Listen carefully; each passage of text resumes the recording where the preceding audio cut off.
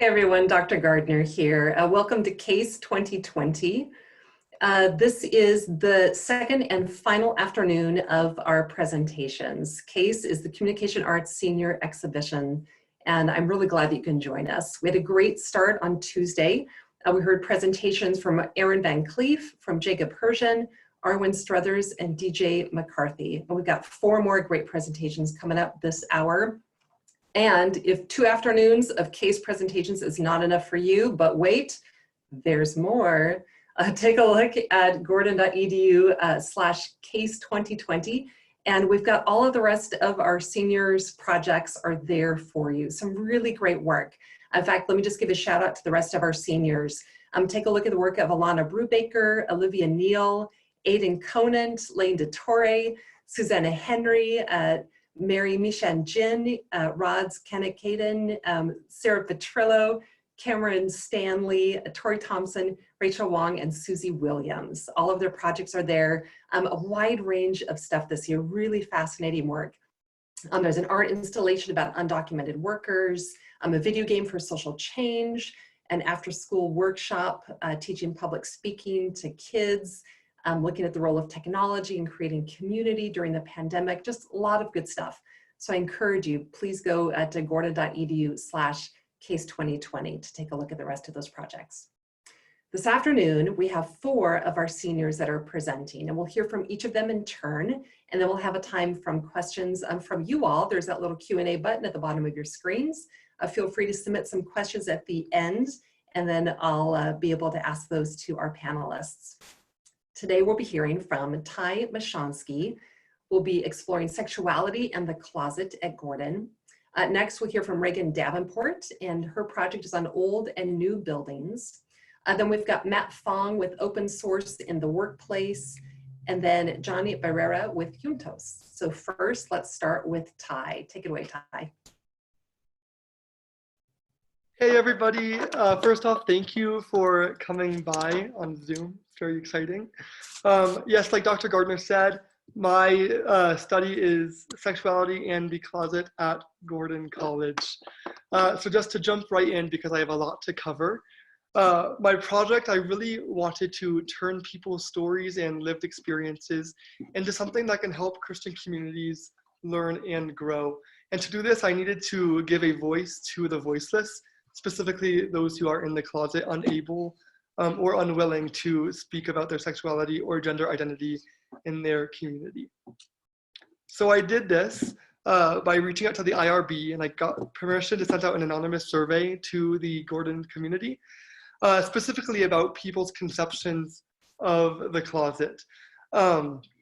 People were asked if they were comfortable identifying as LGBTQ or not, and then their identities from there, also what their conceptions are, what they think the purpose of the closet is, and I got a lot of good responses.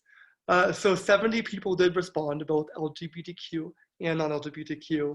And within the LGBTQ plus respondents, there are many different identities represented, leading to many different opinions being shared. These are some of my demographics. On the left graph, you see that 33 people did identify on the spectrum, while 31 explicitly said no. However, when you include that ally/supporter column there, as people who might identify as no, it's actually a 50-50 split. 3 people don't know whether or not they identify as LGBTQ+. And then it's also worth noting that whenever you see other in these graphs I'm sharing, that's somebody who used the project to be discriminatory or hateful or a troll towards the project. So whenever you see other pop up, that's generally some harsh language used in the poll. Next is the specified sexuality. The majority of the people responding did identify as straight, followed by bisexual. And then 14 did not specify their sexuality and only specified their gender. If you look further along to that green one called deciding, there's a little asterisk there. That's a category I actually myself made up for somebody that gave me a name as what they identify as, but were not confident at all. For example, somebody who identifies as bisexual, but argues that their sexuality is fluid, and they're really not confident with that label at all. People like that ended up in the deciding category. Gender, 30 people actually didn't specify their gender, they only specified their sexuality. It's worth noting that within that 30, there were quite a few people who identified as lesbian, and although it can be assumed that if you're identifying as lesbian, you do identify as female, but I wanted my data to represent the answers, not based off of an assumption that I had about somebody. Then 19 female and 10 male, and then so on to the LGBTQ plus community down further. The main reasons for not being out, mainly related to being home with family, but then also 7, Gordon related, losing friends. I found it interesting that 4 people didn't actually want to label. They didn't want to put a label on their sexuality, which is why they don't want to come out. 2 felt they would be in physical danger, and then some just felt no need to come out, and 1 was questioning. So my thesis is that based on these descriptions of the closet, I argue that it, as a construction of a heteronormative and cisgendered society, can be both a place of marginalization and empowerment. The claim of the closet being these places are both found in the 5 categories that I've derived from the responses I have received. The first being the time-bounded nature of the closet. So this was a common finding in my data. Many people actually use language of when and time instead of a language of where. So this isn't necessarily a place where someone goes or retreats to, but it's a point in time in which somebody moves past. That's right, there's a quote from a survey. It's when you know or suspect, but you have yet to make it public. The distinction of language might not seem like a big deal, but it actually shifts the entire meaning of the closet's purpose for LGBTQ plus people, as we will see later in this presentation. The next common theme was the closet as a refuge of safety. These people believe the closet can be used as a tool in order to stay safe. It's where they can hide from judgment, shame, and persecution until they build a safety net around them and they have the safety to come out. This person writes that it's a necessary survival technique for those who do not fit in the heteronormative story. They go on to write that it's a sad place where they can't be authentically their whole self, but it's also a safe space where they don't have to explain the private topics in their life. This is also a common finding of people using this language of safety for terminology of the closet. Next, the closet as contemplation. This one wasn't either too positive or too negative. It was generally a neutral comment people had about the closet. To these participants, the closet is a healthy place where they can actually figure out their identity and identities. An example is someone saying, it's a place of contemplating your sexuality without publicly announcing it. The idea of this being contemplation allows for those who are questioning their sexualities to be able to question in a safe space. Many of the people who identified, who I put in the deciding category in the sexuality chart, actually fall into this category where they use the closet as a tool to where they can stay in there and contemplate before they come out and are stuck with a certain identity they choose. Next, I think, is the most common finding that I found. It's the closet as a place of shame. This person writes that it was a place filled with a lot of shame. They were walking around every day with a key part of their identity hidden, and that often topics came up regarding sexuality in daily conversations, and they wouldn't know what to say. They go on to say that their friends don't know they're LGBTQ+, so they make homophobic and discriminatory comments in front of them. So they don't feel like they fit in with non-LGBTQ+ people, but they also don't feel like they fit in with LGBTQ+ people because they quote unquote aren't beating the burden as much as some other people are.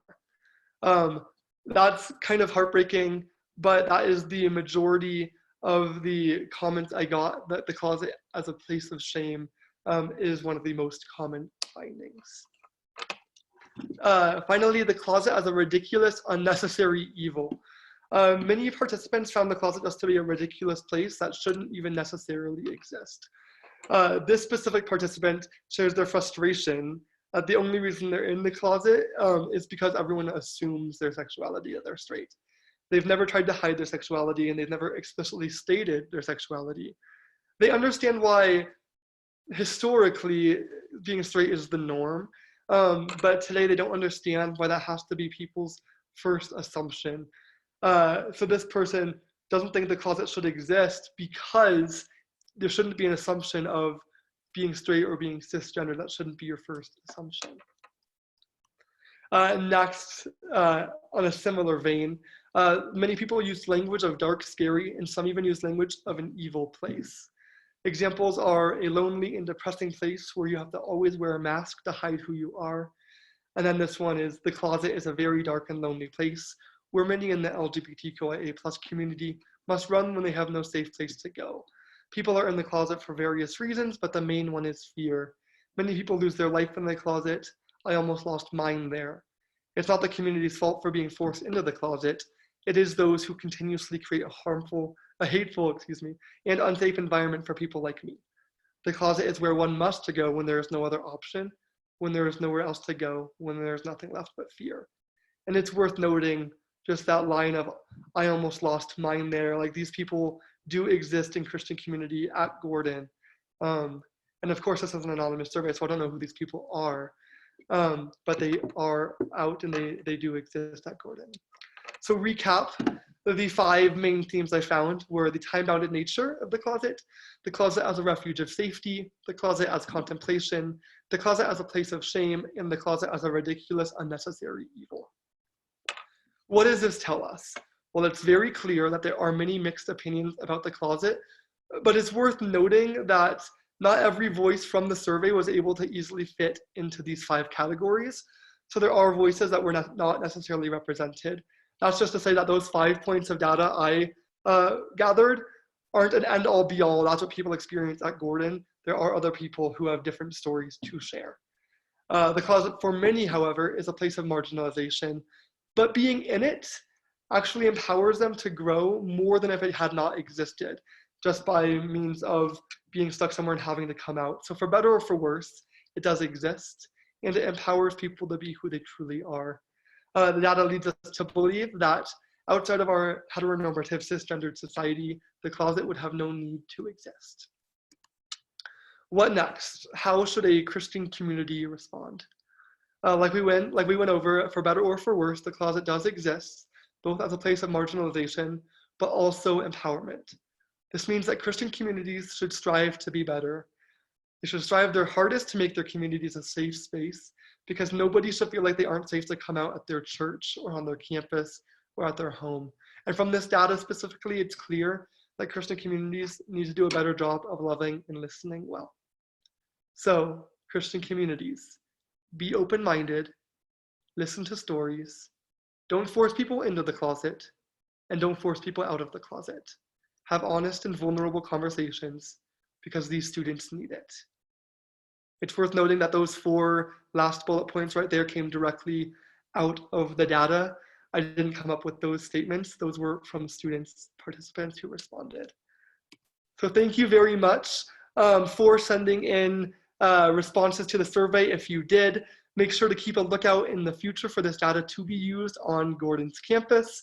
I am hopefully going to be turning this into somewhat of a facilitatory conversation, so make sure to keep a lookout for that. Also, I want to hear your feedback, so feel free to email me. That's my email on the screen right there, ty.mashonsky@gordon.edu. Even if your feedback isn't positive, I want to hear what you have to say. So that's all I have on this. Thank you very much. And now I'm going to pass it on to Reagan.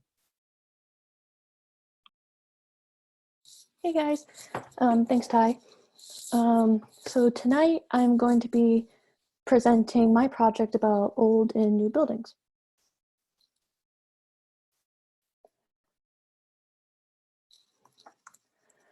All right, so what is my website about?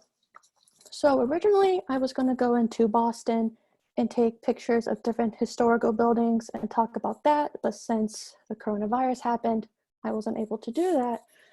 So instead I drove around to different towns around me and I took pictures of historical buildings that make the town what it is today. And so I went to 6 different towns. I went to North Reading, which is where I live. I went to Andover, North Andover, Tewksbury, Wilmington, and Reading. And so with this, I wanted to show people that there is so much history in every town and how we can appreciate it more. So for the key audience that I wanted is for anybody that enjoys history or architecture, but it's also for people that don't live in Massachusetts, so they can learn about the history that each town has to offer. So what's the problem that I'm addressing? So the problem that I'm addressing is how people take history for granted. People want to tear the history down and make something brand new and take it away. They also walk by it, not giving it a second thought because it's old and falling apart. So there's like so much beauty in historical buildings that I wish people could see, but like once it's gone and we can't bring it back. So why does this matter? I feel like this matters because we shouldn't take things for granted. We should learn how to appreciate the small things, even if they don't mean anything to us. History is so beautiful in that we should just appreciate it no matter how old it is. So I accomplished this project by traveling to different towns and taking pictures of what I thought to be history from the driver's seat of my car. It was kind of hard not being able to appreciate them in person, but I loved going around and seeing the different architecture that I wouldn't have even thought of to look at. And so before I drove around, I decided that I should read about the history of each town to see what I could go to. And I also went to the website of like the buildings, and I looked at like different people's opinions about them and like whether they had good reviews on it or bad reviews, just to see whether it would be important enough to take a photo of. And then finally, there has like a lot of patience.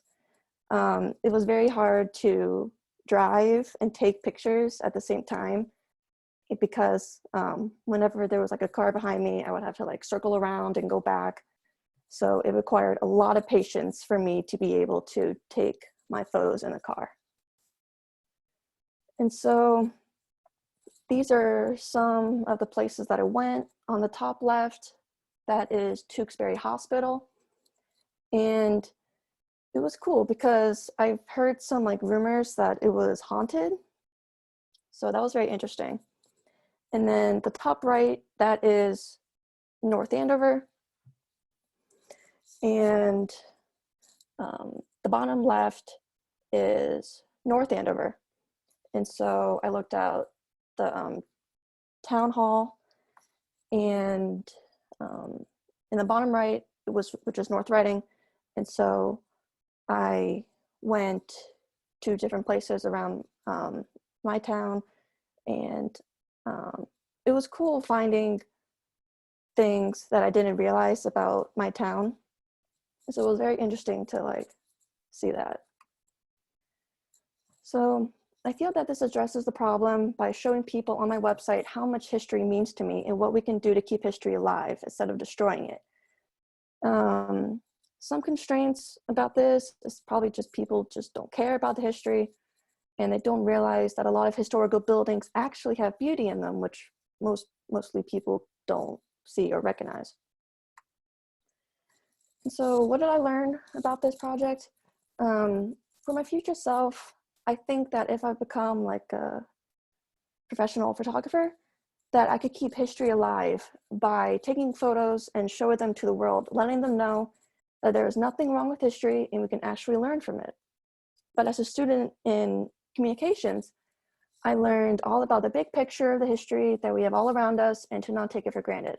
Also, that I'm able to communicate through my pictures that history still exists and that not everything is beautiful, but that shouldn't matter.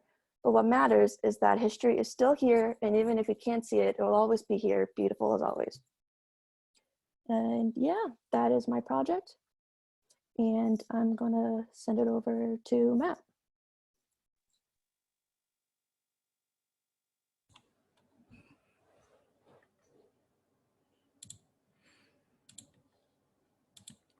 Hi, everyone. I hope you're having a good day. So today I want to talk about open source software in the workplace.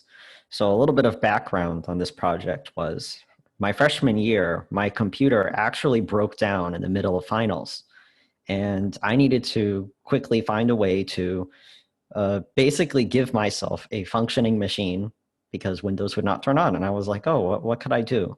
So, but then I remembered in high school, I tried out this strange and weird kooky operating system called Linux. And I was like, oh, well, maybe I could use that. And turns out it fixed my computer. It brought everything back to life. And then I started working. And then I realized, wait a minute, I'm using all of these programs and I'm using them for free. Isn't that stealing? It's almost too good to be true. So, but I wanted to sort of explore, like, but why doesn't Gordon do this? Because Gordon still pays for all of the expensive things that most people consider when they think about computers. So, and that's what I want to present on today. I want to present on some of the uses of open source software. So, and one of the big things with open source software is comparing it to a lot of what's called proprietary software. So proprietary software is often software that is subject to an end user license agreement. You probably saw one when you signed up for your Apple ID or your Google account. And you probably just scrolled down and just said, I agree. But the reality is, in those license agreements, a lot of like companies and users don't have any rights, because the copyright is claimed by the company, or the rights of things that people create using that software are actually owned by the company. And this is true of things like YouTube, where YouTube is allowed to claim copyright on videos that people upload to the platform. And then, proprietary software also has anti-user features. And this is probably a weird term, but let's put it this way. How many of you gotten angry at a computer? Well, that's a lie. You all have gotten angry at a computer at some point, most likely, because a lot of modern computer software features a lot of things that the user would probably not be in favor of if they were in full control of it. A good example of this is Windows Update. Windows Update often comes for no reason whatsoever, usually takes about a couple hours, and then people just get frustrated by it.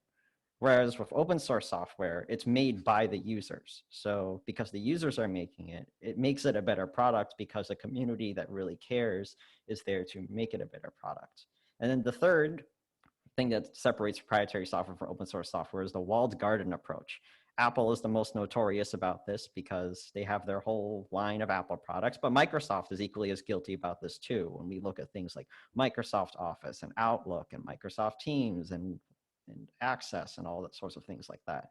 But a lot of open source software is cross-platform in nature. But you're probably like, but Matt, I can access Outlook and my Word documents on my MacBook just fine. And I say, oh, of course you can. But if you take a lot of heavily edited Microsoft Office documents, they're not going to work correctly. And that's a problem, because Microsoft Office in its nature is not a cross-platform application. And having a cross-platform application makes it easier for a lot of companies and people to send things to other people or develop things and make them more open. And then lastly is the one that I want to focus on for this, is the cost. So a lot of proprietary software upfront has a large cost. For the people who buy Adobe products, they're paying at least $100 a year. So every single year, they basically brick their program and tell them, oh, you have to go buy another one. And then if you compare this to a lot of open source software, it's usually free of charge. This is not always the case, but most of the time it is free of charge. And I would sort of want to set these ground rules in place. So with open source software, is users have the freedom to modify or redistribute. It is community curated. It is cross-platform, meaning you can be used regardless of what kind of computer or device or phone someone has. And it is usually something that is free of charge. So one of the things that is usually the hardest to talk about this is not actually the cost of the software, because the real cost of implementing open source workspace implementation is usually around users and their support. So training users, particularly in a lot of large enterprises, is very difficult.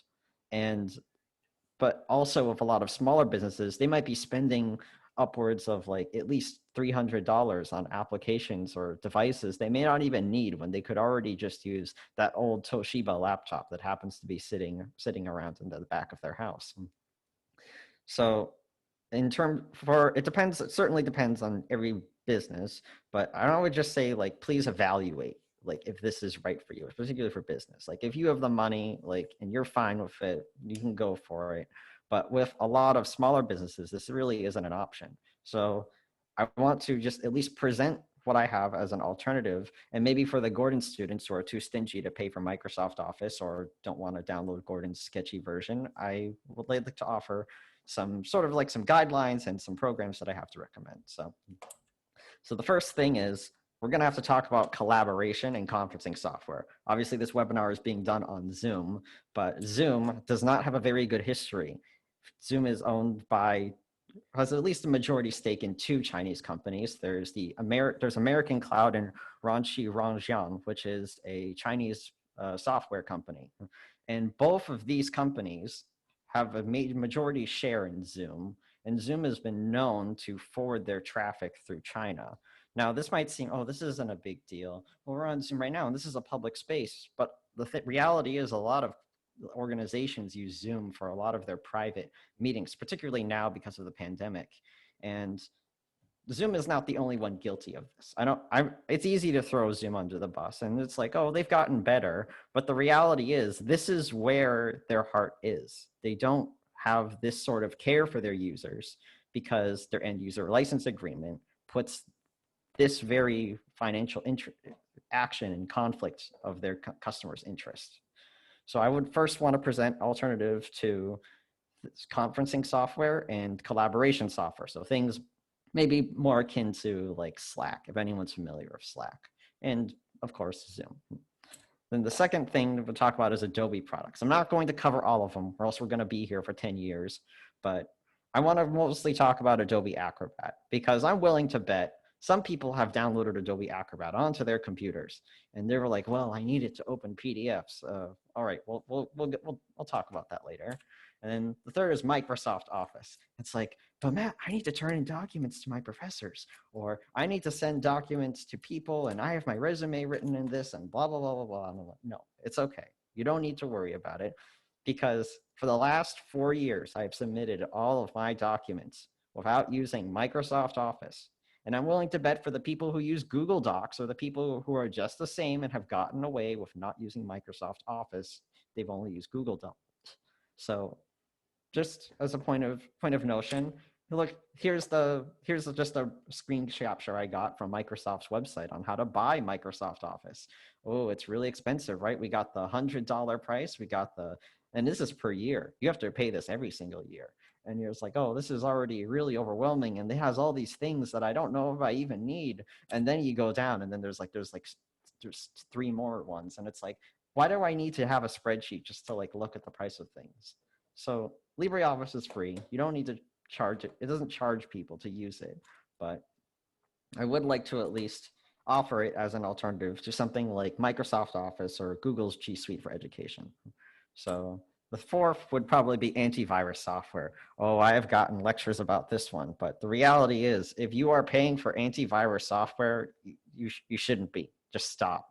If you have antivirus software on your computer, stop. Do not install it. If you're a business that needs to pay for antivirus software, no, you don't need it. Don't pay for it. It's not worth the money. You don't need it.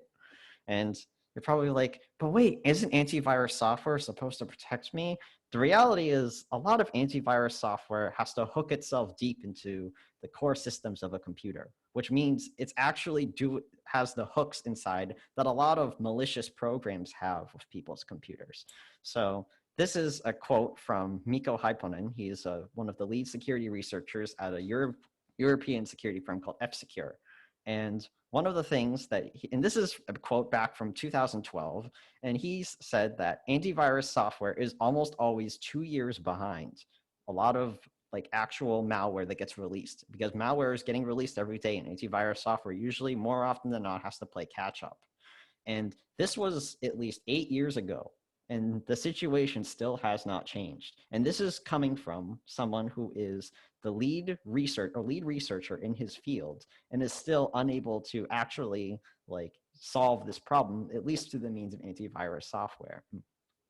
And then secondly is a lot of antivirus software often acts as malware itself. So this is a case that will probably be more relevant, but in the case of Gordon College uses Avast for their antivirus software.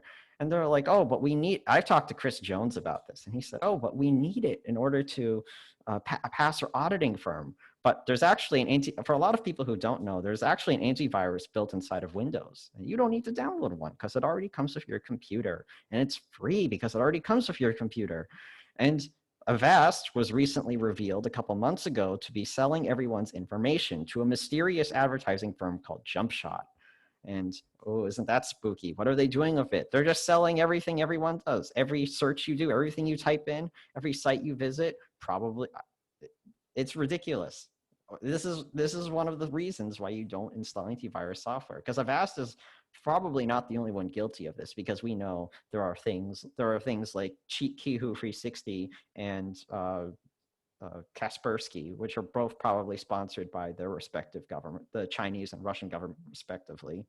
And this is why I believe antivirus software should not be included in a lot of not just small businesses, but in everyone's lives as general. If you have any one of these antivirus programs like Bitdefender or Trend Micro or ESET or whatever, just uninstall it. I don't care what the person at Best Buy told you, or you don't need it. You don't need it. Just stop. So you're probably all right. So here's all of the programs, but I want to see if we can actually sort of put this in action. So as I'm sharing my screen right now, I'll show you a little bit of my computer.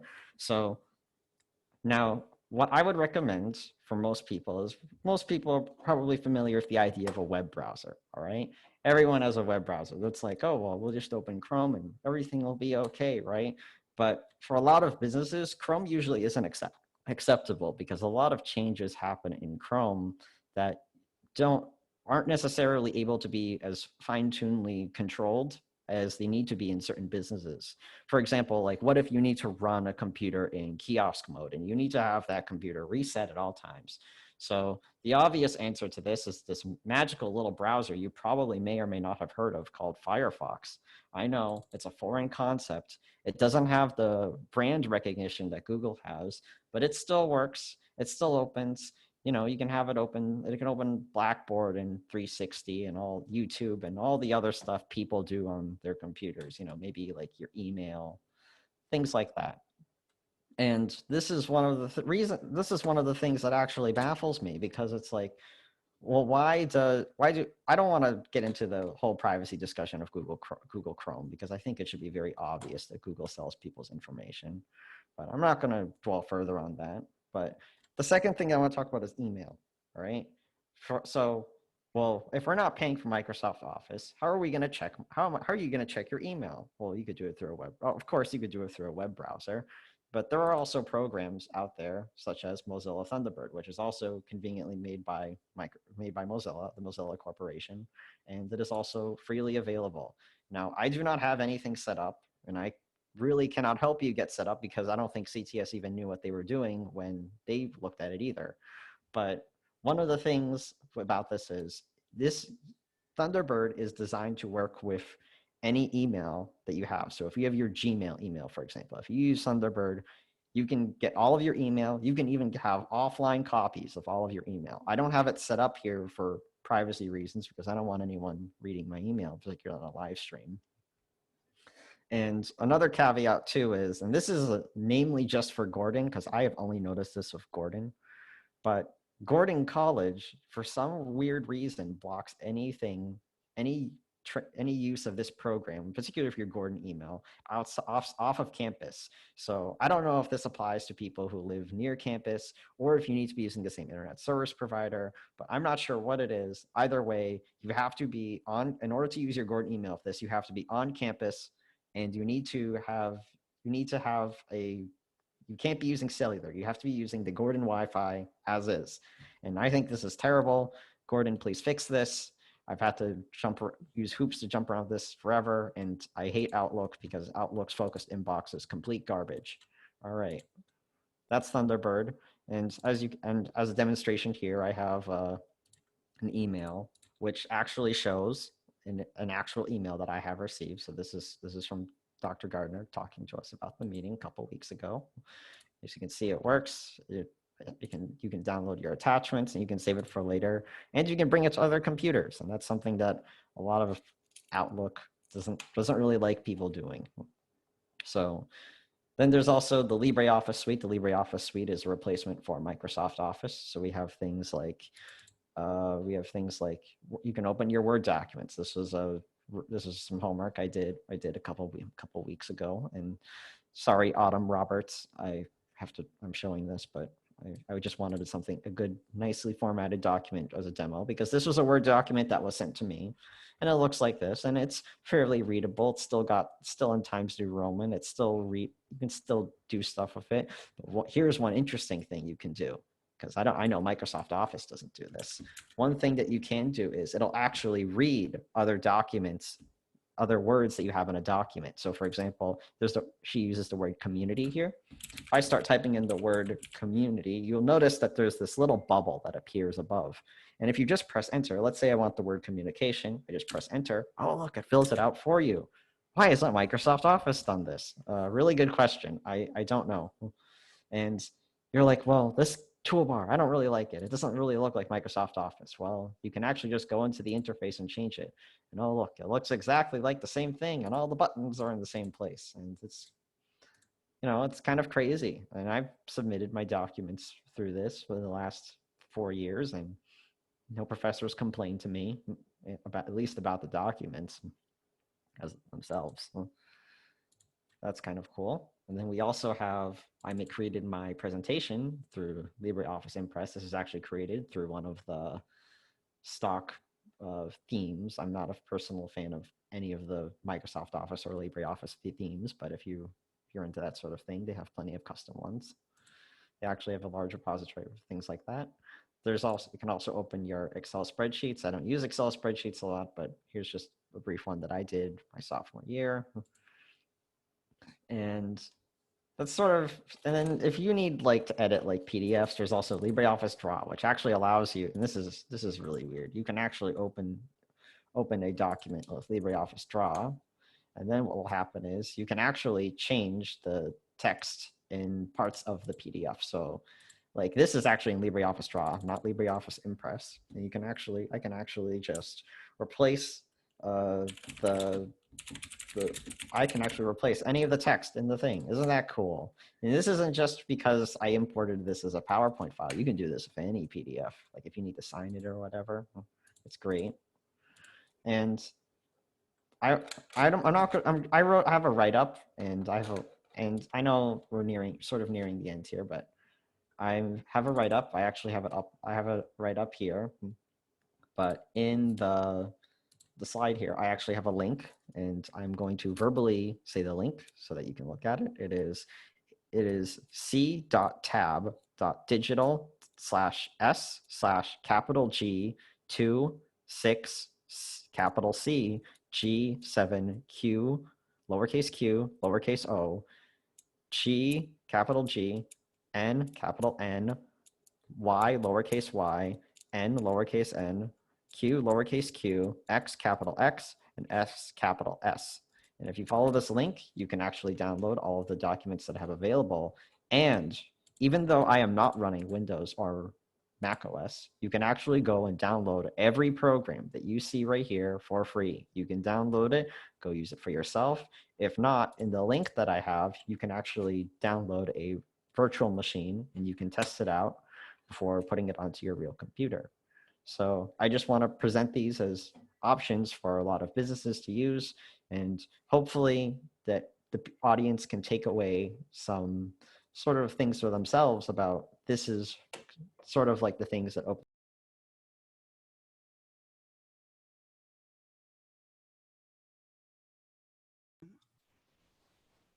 Let's see. All right, thank you guys for coming to my presentation. So I am doing a presentation on, let's see, share. I'm doing a presentation on a short story that I had made called Juntos. Juntos is a Spanish word for together. Hold on, let's present it. So Juntos is the Spanish word for together. Let's move forward. So the purpose of this project was to show what reconciliation and healing looks like when we have exchange cross-generationally. I also wanted to highlight stories of immigrants and those who have come to America.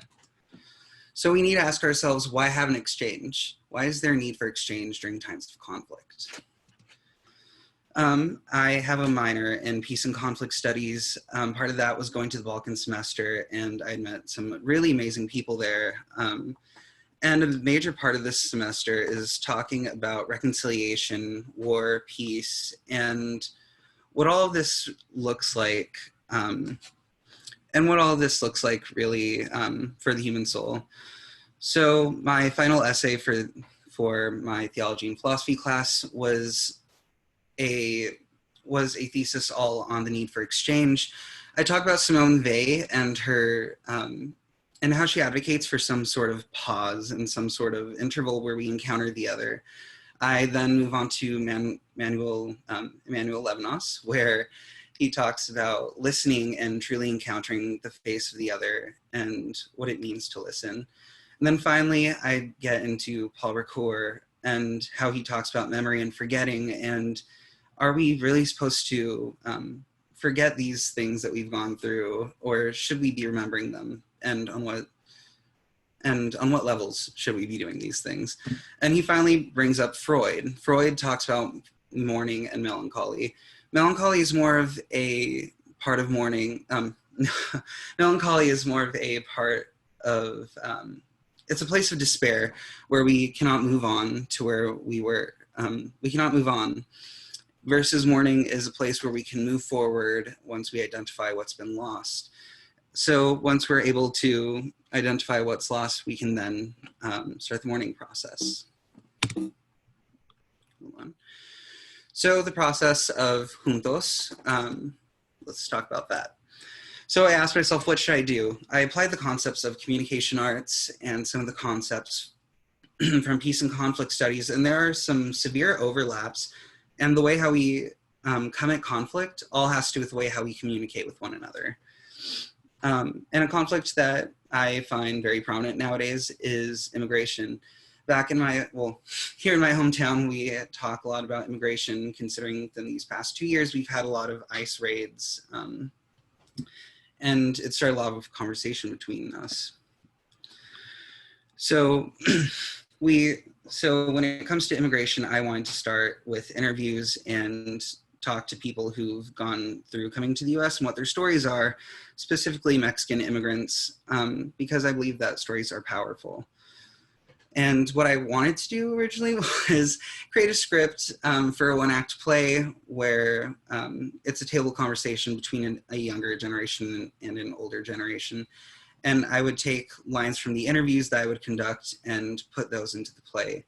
But due to COVID-19 and our current crisis, it was hard to get people to commit to a time slot and keep them accountable to that time slot and do interviews. And on top of that, due to the current stress of life, I knew that I wouldn't be able to learn how to create a script. So I went with a short story based off of one interview that I had with my friend and her mom. During this process, I changed the names. I had consent forms filled out. I tried to be as ethical as possible while telling her story. So let's talk about communications and how communications has had a heavy hand in this project. So muted group theory comes into this. Immigrants aren't necessarily given the platform to tell their stories, and they aren't, and they're also often pushed aside. So I figured I would take this chance to use this platform. Confirmation bias and gender and agenda setting have also had a heavy hand in this. I will admit my project is not unbiased in any sort of way. And I had a specific agenda when asking these questions to my interviewees, and yeah, it just was not unbiased at all. And let's talk about social exchange theory and social penetration theory. During these interviews, I try to get the two sides to encounter one another in such a way where they can have an influence on the way how they talk to each other and the way how they think about one another. And with communication, let's go. All right, and communication accommodation theory and code switching were also very heavy within this story. When reading the story, one can see that that both of my characters, Chayo and Laura, are both trying to communicate, and they will often switch from Spanish to English, and these two things overlap, accommodation theory and code switching, very much so within the story. And I finally want to address the Spanglish that's used throughout the story. So Spanglish in general is the product of having one's feet in two different cultures, having one in an English-speaking culture and in a Spanish-speaking culture. Back home, this isn't very uncommon. Many youth will speak Spanglish, and it's very much so a cultural thing. But the specific Spanish or Spanglish that's used in this is something that people in the Bay Area called ranchero Spanish, which developed over time because Mexican laborers would come over, and not many of them had the ability to attain an education. And they would talk to each other in a mix of English words, Spanish words, and there was a lot of slang and a lot of interesting word order that's used in this.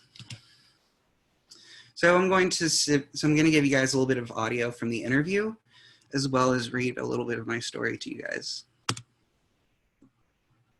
And here's the audio. Yeah, the first time. Yeah. When we came here. And he got the coyote already. Already? Mm-hmm. And he passed to us by car. Under The trunk? Yeah. Oh, okay. Oh, wow. ¿Con elbow o yo solo? Los tres. Oh, los tres. Oh, wow. It was really, I remember I heard my aquí. Oh. I think they burned something right here. I don't know what. Something like this. Something maybe like Carol. Was it hot? Yeah. Yeah. She said like something was burning her from the side. Or like, yeah. And she was So that was a piece from the interview I had conducted between my friend and her mom. Her mother had come to the US. She had hired a coyote to drive her and her siblings across the border. She was in the trunk of a hot car for about 3 hours and ended up getting a burn on her side from a heated piece of metal that was in the back of the car. And this wasn't a very easy story to hear at all. So now I'm going to read you guys a bit of the story that I wrote. It's only a paragraph. You guys can check it out later on. Chow began to say more about passing things on. She said, "You ask me what I want to teach her. I have to. The ladies, the Mexican ladies, they think all the men has to resolve the problem, or giving money. They take advantage to us. And for a long time, I do not want to be there with your dad. I was not happy, but I didn't see options that I had. It was hard to be mom. I want her free. She's free to get things by herself, you understand." Chayo was referring to the patriarchal dynamic within Mexican culture. She wants so much more for her daughter. She wants her daughter to be independent and think for herself. This project had a lot of major takeaways. Immigration has a bigger effect on family dynamic than we realize, and having these conversations are super important. At the end of the story and at the end of the interview, the story is pretty much just a retelling of the interview. At the end of the story, that's when I was able to see that there was some sort of reconciliation between this woman and her daughter. I also need to be thankful that I was born in this country and haven't felt the need to leave. And I think that this project was just exemplary of how reconciliation happens through exchange. And this is a project that I do want to come back to over time and develop it and possibly get it published eventually. If you guys have any questions, please email me. I encourage you guys to talk to older generations. I encourage you to talk to younger generations and to pursue the stories of immigrants. Thank you. That's great. Thank you, Johnny, for that great work, and for Matt and Ty and Reagan. And now let me invite all of you back to the space. Let's talk together. We've got a couple of questions. Feel free, audience members, send your question to the little Q&A button down at the bottom of your screen. So for students, let me ask you this one. We've talked in our senior seminar class about how these projects are functioning as a kind of a capstone to your work at Gordon and also as a bridge to your life after Gordon. So I'd be interested in all of you, if you'd be willing to comment on how the project that you have just shared with us now functions as that bridge to what you hope to be doing in your life after Gordon. And if you just feel free to unmute yourself and take it away. For my project, I, after college, want to go into like some sort of reconciliation work between communities. And I'm done with the project for the purposes of it like being quote unquote done, but I'm like nowhere near done with the actual stuff. I'm gonna actually use everything I have and hopefully use that in my professional career, and actually like do facilitatory conversations with this stuff I've gathered. So I think like, although this specific project is quote unquote done, I think this is really a launching pad for myself for like what I really want to be doing with it. That's great, thanks, Ty. Sorry, the question was, does this relate to what we want to do after? Yeah, like how are you making that connection? How's it function as a bridge for you? Yeah, I think that there's a lot of opportunities. I've thought about different ways that I want to work in reconciliation, but I think that I do want to work in some sort of art background to prove that there is some sort of healing that comes from art and how it starts conversations. Thanks, Johnny. Reagan, how about you? I feel like when I'm older, like I would like to become a professional photographer. And so I think that I'm done with this project, but like once I'm older, and like I have more knowledge of photography, I would like to just travel around the world maybe and just take different pictures of like anything like historical and maybe make a website out of it, and like just yeah, something like that. That's great, thanks, Reagan. Matt, how about you? How's this functioning as a bridge to what you want to be doing after Gordon?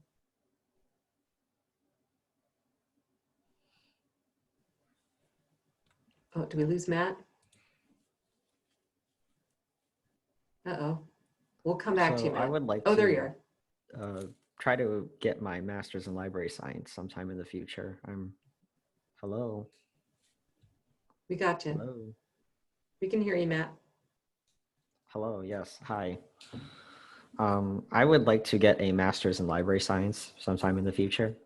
I'm probably not in the most immediate time, but I would like to consider it because I feel like a lot of educational institutions have kind of, I don't want to say wasted their money, but you know, I feel like they've spent money where they could have avoided it, because in the case of a lot of open source software, some people use it and they already know about it for things like Audacity or VLC or I don't know, like things like that. I feel like there's a lot of organizations could be taking advantage of this, but they just don't know about it. And I think awareness is the biggest thing that can be done, particularly on a planning level, because organizations really do not like change, and it needs to happen in like a longer plan of at least 5-ish years, particularly in a lot of like educational institutions. So it's sort of about making this sort of technology like more public. That's great. Thank you, Matt. I've got a question that's come in from one of our audience members for Johnny. Johnny, how did your project impact the dynamic with your family? So I'm guessing both you asking the questions and for you hearing their stories.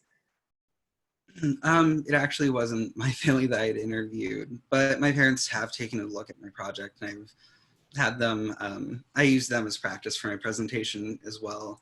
And they've now seen like the evidence behind having an exchange. And I think that like this is going to start a whole series of conversations between us. My parents aren't immigrants, but they are the children of immigrants. And they themselves have like talked about like, you know, what it's like to be Hispanic and what that means for our collective identity. That's great. Thanks, Johnny. A couple of questions that have come in, Ty, for you in your project. One related to the institutional review board process that you went through. If you could just reflect on what that was like to get IRB approval for your work. Why don't we start there, and then I'll give you the second one. Yeah, I didn't realize how difficult it would be, but it actually really taught me persistence and following up. And it was, I'm not going to say it was an easy process to go through. It was a lot of miscommunication, a lot of emails, a lot of like stuff up in the air that I didn't know. But it like helped me kind of let loose and be like, okay, I like have to do what I can do best. And people were along the way to help, of course, like Dr. Gardner and Johnny went through it with me. But it wasn't an easy, it was hard to find communication with them, but it brought me growth. Another question related to the topic of your project. Since you did this as a study specifically of folks at Gordon College, how do you hope that your research will impact the college community? So initially, before COVID-19 kind of wreaked havoc, my plan was I wasn't necessarily going to write a big thesis on this information, but I was actually going to do a project to where students and people could come arrive and actually read these anonymous conversations and interact with each other from the perspectives of like these statements they're reading from people. So very much like I hope that can be done in the future, whether I'm handing my data on to someone to do it or I'm coming back to do it. I would really like, because I don't want to make a strong opinion. I don't want to come out the college and be like, you're wrong, you're bad. Like, that's not my goal. I want people to come and hear people's stories, because I think that's the best like way to actually like understand and to reconcile, to hear each other's stories. So That's great. Thank you, Ty. Reagan, a question for you. One of the foundational classes in our Comm Arts program is visual storytelling. And a question I'm wondering about how the buildings that you have photographed, how you think that those are able to tell stories about the past. What's that connection for you between the buildings and stories? Well, I think that each building has its own story, and especially for my library in town, like I found out that it was originally a town hall in the late 1800s. And so it was interesting to like figure out each story for each building, especially North Reading, because I've never realized the history of the buildings were. So it was a really cool thing to see what stories each building had. That's great. Thanks, Reagan. Johnny, there's a question for you in your study. You mentioned your study abroad experience and that it had a big impact on your life and on your work in senior seminar. This question was just wondering if there was a specific moment where your study abroad program and your work in comm arts was kind of brought together for you. Is there either a moment or a concept that was significant for you that tied those two together? I don't know. I was in comm arts for a long time before going abroad. And there was a point where I was abroad and I thought about like, what was it? It was narrative history and how sides are often told a different version of history, or even they're told the same story, but in different ways. And that can put different emphasis on different things. And there's a point where I was in Vukovar, Croatia, and the class talked about how the city is so divided between Serbs and Croats, and how they're both taught very different history, and like I remember thinking about what would happen if these two compared and like discussed and had some sort of exchange. Would they start to realize that there's a narrative history that like affects the way how they interact with each other? So that's been a major part of that. That's great. Thanks, Johnny. Let's see, we're just about out of time. Let me ask one question actually for all of our panelists, if you'd be willing to respond. Since this is probably one of your last acts, I'm assuming, as a Gordon College student and certainly as a communication arts student at Gordon, So if you could reflect back on your time as a Comrade student, is there any concept or theory or lesson that you think you're going to hold close to your heart as you leave Gordon, and maybe that you're excited to use once you've graduated?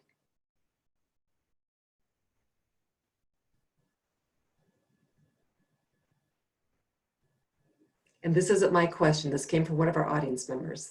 Sounds like an oral exam. What's going to stick with you? I think the biggest takeaway I have from the major was through the As I Am project. I don't know how many of you saw that, but just learning to be able to like really listen and interact through listening, not speaking, has like, I think really impacted me. And then the first theory that jumped into my head is social penetration theory, just like how to like dig deep in conversation. It's very fascinating, and that's going to stick with me, I think, for a long time, peeling back the onions. Yeah. Thanks, Ty. Any of the rest of our panelists?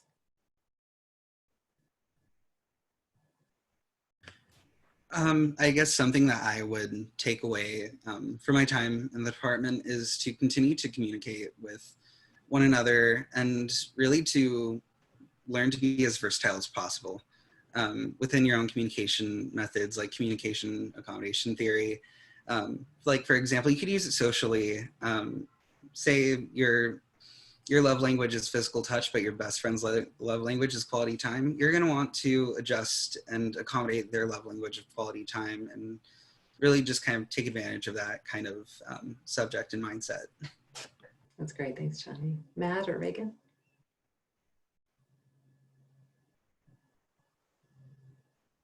I think that as a student in communications, I felt like I've learned many different styles of communication that I can use later on. So I think that was very helpful to learn. And yeah, so we'll see what happens from here. Great, thanks, Reagan. Matt, anything from you?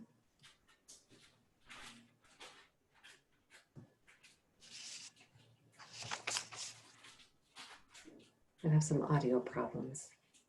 This Well, isn't necessarily from there you class, but it's Okay. a book that I would recommend that people read. It is The Art of Social Engineering.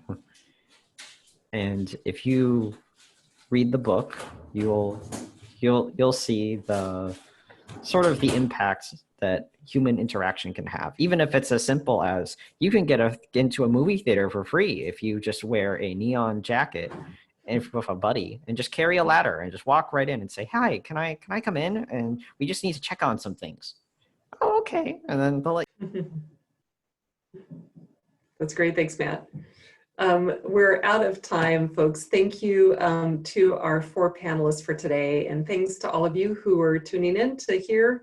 And I do encourage you to go take a look at the other senior presentations on gordon.edu/case 2020. And just one final word to all of the seniors in Senior Seminar. Thank you for a great semester.